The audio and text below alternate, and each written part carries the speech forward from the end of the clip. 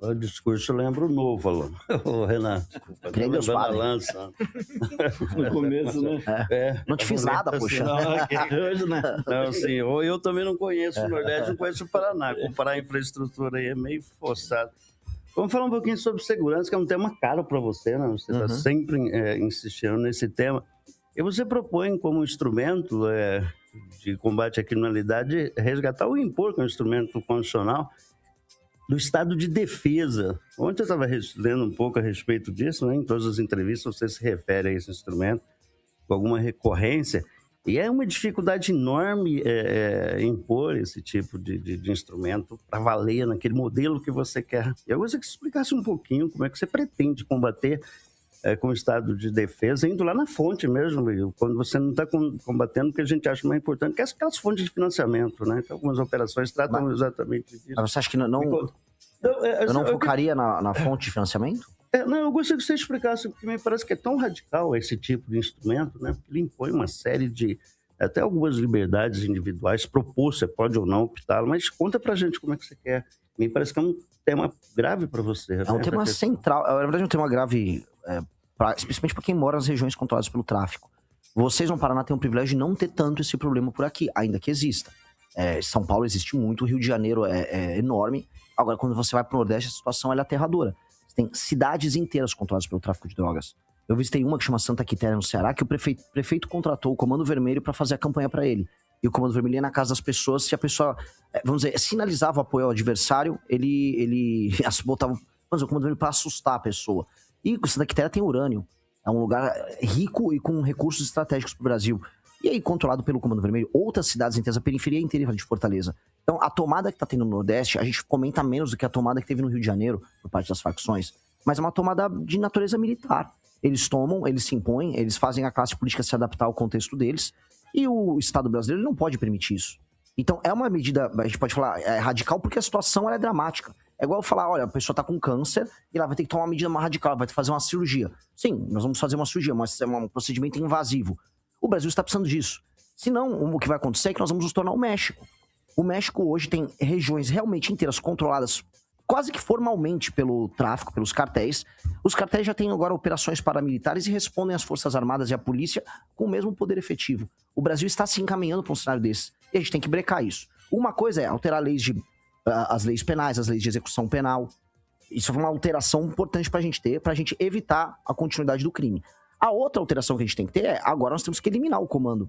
A partir do momento que existe um comando, hora do PCC, hora do TCP, hora do Comando Vermelho, sobre áreas brasileiras, e aí é estimado que a gente tenha 23 milhões de brasileiros que vivem sob o comando do crime, você vai ter que tomar essas medidas. E por que o estado de defesa?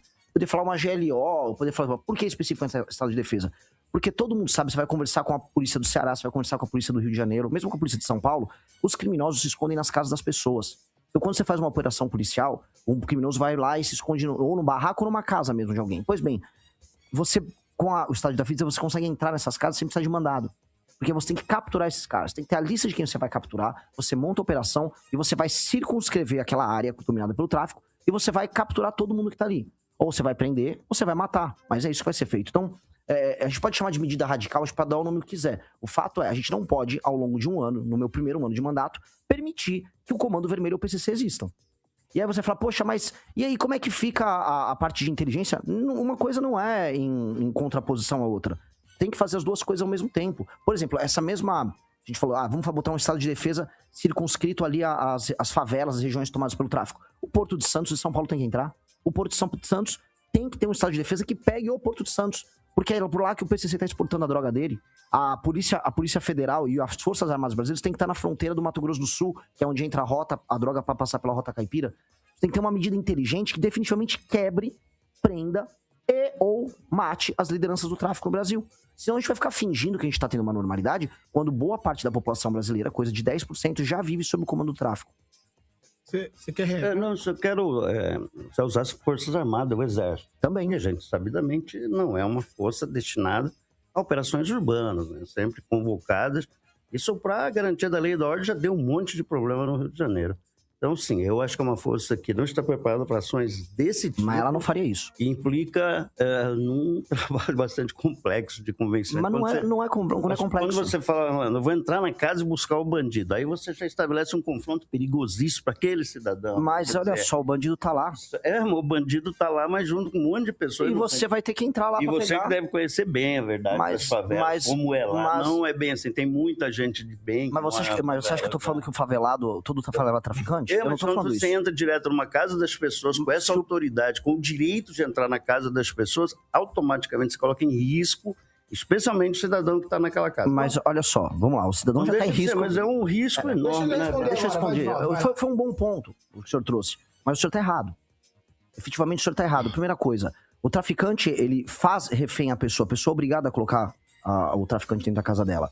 A polícia não vai chegar atirando em todo mundo e tampouco eu acho que a população ali é uma população composta inteira de traficantes. Não é, a Rocinha não é assim, é o morro dos traficantes. É um morro controlado por traficantes.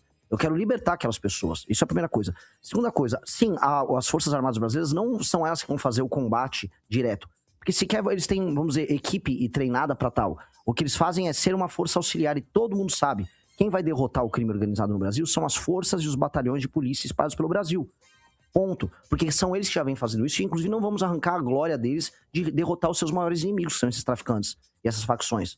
As Forças Armadas são auxiliares. Existem forças especiais do Exército Brasileiro que podem atuar pontualmente em operações junto com as polícias. Mas, efetivamente, todo mundo sabe, os governadores, as próprias Forças Armadas, que as Forças Armadas são auxiliares. Então, para te dar um exemplo bem ilustrativo, se eu estou no Rio de Janeiro com as forças policiais entrando nas favelas e fazendo as operações para desmontar o crime, quem vai estar na rua fazendo o acompanhamento e fazendo aquela ronda ostensiva armada para garantir que o crime não desça, são as Forças Armadas. Porque não são eles a fazer o combate ostensivo direto. Eles vão fazer a ronda ostensiva, que é uma outra coisa. Então, cada um num papel. Mas as Forças Armadas têm que ser colocadas em campo. Porque elas são forças auxiliares que vão permitir a consecução do projeto. Vamos lá. Ô, Fernando Edivaldo Magro, vou te deixar fazer a derradeira, vai. Tá ansioso. Não, é que o Renato acho que é o primeiro pré-candidato. Primeiro que a gente está entrevistando nessa né? Para 26 é o primeiro. É que sim, como a gente já tem uma longa estrada nessa converseira aqui, é bonito esse discurso, sabe, Renato? A gente vê sempre pré-candidato falando, derivando um pouco os temas, mas sempre falando da necessidade de mudança, né, de fazer convencer o sujeito lá na ponta que é possível mudar, e a gente sempre vê que isso não acontece. Quando a gente vai votar, a gente vota por esperança. A única coisa que nos leva a pôr, né, é esperança de que alguma coisa de fato vai mudar. Eu acho esse discurso assim, bonito, mas há uma dificuldade para fazer. Como se vem dizer a pessoa lá que precisa de um pacto federativo, que precisa mudar essa relação fiscal do governo perdulário, essa relação de emenda. É uma dificuldade imensa em cruzar essa fronteira da compreensão. É mais fácil falar no pé de meia. Mas é muito difícil alcançar as pessoas com esse discurso da necessidade de mudanças estruturais, que ela é traumática, ela é difícil, ela é de longo prazo, ela traz prejuízo, sim, para o cidadão, né? Você citou Milei, não pode ser, estão acertando lá, mas o processo de acerto impõe enorme sacrifício ao cidadão. Então, assim, bacana o discurso na prática, a gente já ouviu esse discurso inúmeras vezes. O meu não, hein? Não sei, mas ele reproduz outros discursos, né? Mas ter esperança é humano. Então, é fundamental, você só vai para a urna por causa da esperança. E assim, minha pergunta é exatamente, que é até convergente com a pergunta que o Daniel fez, como construir esse discurso de fato para esse cara que está nos ouvindo agora, quando você estiver lá num palanque falar com aquele cidadão, como traduzir todas as informações que são numéricas, a gente tem uma dificuldade muitas vezes aqui do cara que está ouvindo, a gente mostrar para ele algumas coisas de resultados, né, de números, e não conseguimos. Então, sim, eu acredito que vocês estão enfrentando uma dificuldade muito grande nesse aspecto e devem enfrentar ali. Fica muito bonito aqui, ali no livro amarelo fica bonito, mas na hora que vocês vão falar lá para o cidadão, uma dificuldade imensa. E todos os candidatos têm, em alguma medida, esse discurso voltado à necessidade das reformas. Né? Como a pergunta do Edivaldo está muito longa, eu vou pedir para que você seja um pouco mais breve, porque nós já... Nosso horário já nós vamos até 8h10, nós vamos até 8h10. Belíssimo discurso dele. Tomei aulas. Me ajuda, seu Edivaldo Magro. Eu esperei por esse momento. Aí, tá vendo como é que você é, Paulo? Vocês acordaram o galhão. Eu esperei por esse momento. Vai, Renan. Tá, vou ter que ser muito rápido. Ser brutalmente honesto brutalmente honesto. Falar o que o eleitor não quer ouvir. Ser brutalmente honesto é não falar, é não mexer na esperança, entregando pra pessoa uma pílula de mentira.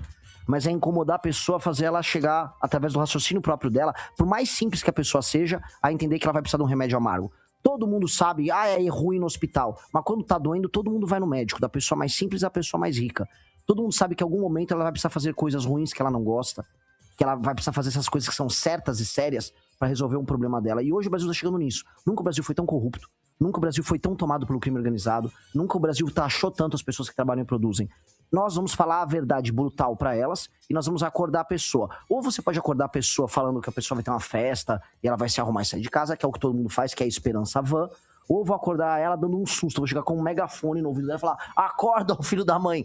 Tá pegando fogo aqui fora. Levanta e vamos resolver.